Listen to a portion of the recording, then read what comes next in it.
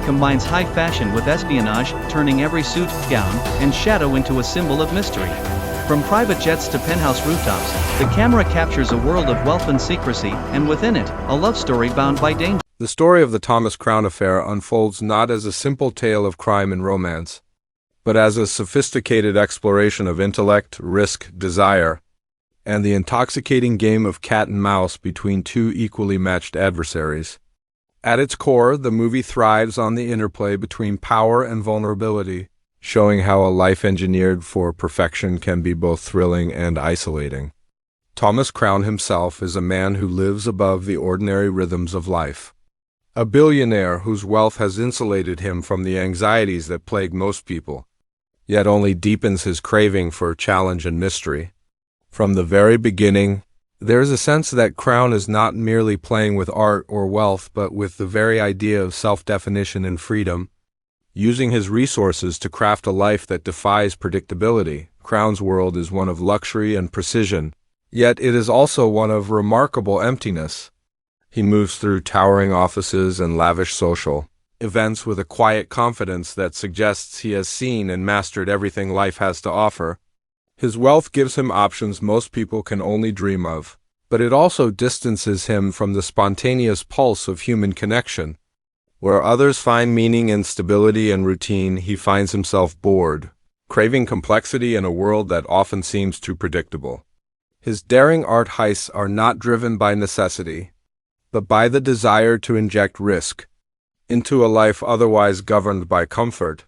When Thomas Crown engineers an audacious theft of a priceless painting from a heavily guarded museum, his methods are elegant and coolly calculated.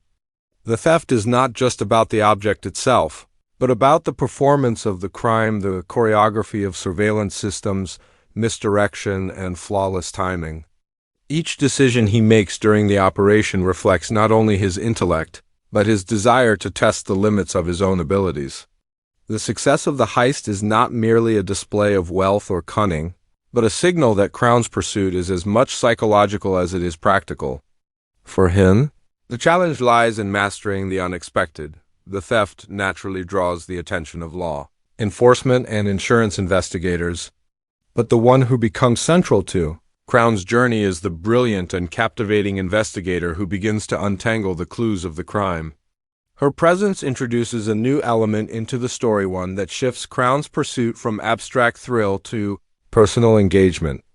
Unlike others who respond to Crown's antics with frustration or fascination, she meets his intelligence with her own, treating the clues not as puzzles to be solved casually, but as markers of a mind that must be understood rather than merely defeated.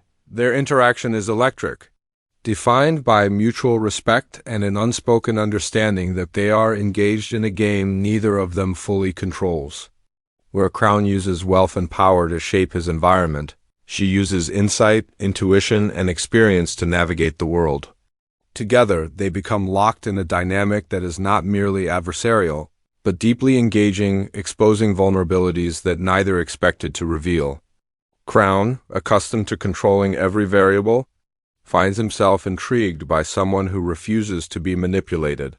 Someone who sees through the layers of performance to the person beneath. As the investigation deepens and the two draw closer, the boundaries between hunter and hunted blur. Their encounters are rich with subtext, revealing how attraction can become intertwined with competition. Each conversation, each calculated glance, speaks to more than the task at hand.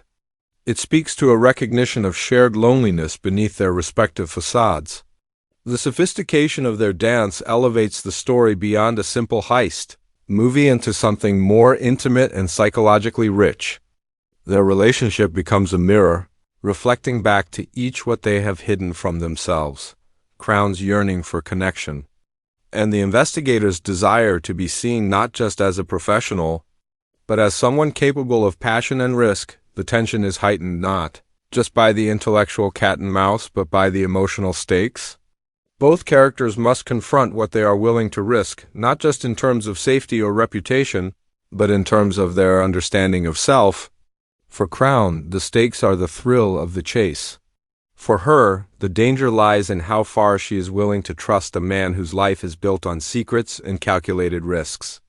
Their moments together oscillate between playful banter and probing psychological intimacy, making every scene feel charged with possibility and uncertainty as their relationship develops.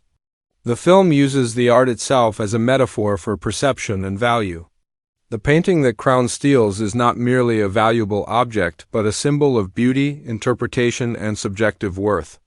Just like the painting, both Crown and his counterpart are seen differently by the world than they see themselves. The heist becomes a literal and figurative canvas upon which identity, desire, and deception are painted. Each layer of the theft, each disguised motive, speaks to the many ways people mask their true selves while seeking something authentic.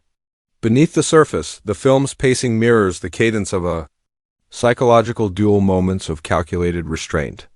Interspersed with bursts of risk and revelation, suspense builds not simply from the mechanics of the heist, but from the underlying question of whether these two people, both so guarded, will truly allow themselves to be seen. Crown's brilliance in planning and execution is continuously matched by the investigator's skill in reading situations and people, creating sequences that are as rewarding for the mind as they are for the heart. Symbolism in the story deepens the emotional resonance. Scenes that might otherwise be simple exchanges or setups for plot progression instead echo themes of identity, vulnerability, and transformation. A stolen glance becomes a revelation, a seemingly casual touch carries unspoken meaning, and a choice to trust becomes a moment of unguarded truth. The elegance of the film's visual language reflects the elegance of the narrative itself, where every action feels intentional and weighted with meaning. In the latter part of the film, as clues grow closer and the risk of exposure mounts, the choices each character faces become more personal. Crown must decide whether maintaining the perfect veneer of control is worth sacrificing the possibility of genuine connection. Meanwhile, the investigator must wrestle with whether her professional instincts and personal desires can coexist, or whether one must be subordinated to the other. These internal conflicts are rendered with subtlety, avoiding melodrama in favor of nuanced emotional realism that resonates because it feels earned. The resolution of the movie does not follow a conventional path of hero versus villain, nor does it deliver a tidy romantic conclusion. Instead, it honors the complexity of the characters and the depth of their shared journey. Crown's intelligence and capability remain intact, but he emerges with a more profound understanding of what he truly seeks in life. Her resolve and sharp insight remain unshaken, but she gains an appreciation for the mésanges of human vulnerability that she had long kept at arm's length. The ending suggests that while their paths may diverge, the impact they have had on each other endures, leaving both characters transformed in ways they might never have anticipated. The Thomas Crown Affair, in this telling, becomes a story about more than a costly art theft. It becomes a meditation on the nature of desire, risk, and human connection. It reminds audiences that the most compelling challenges are not those that test the strength of muscle or weapon, but those that test the limits of the heart and mind. It champions the idea that true mastery lies not in controlling the world, but in understanding oneself and others with clarity and compassion. In the end, it is not the stolen art that endures in memory, but the unguarded moments between two people daring to meet one another on equal terms. In a world that rarely allows such intimacy without risk,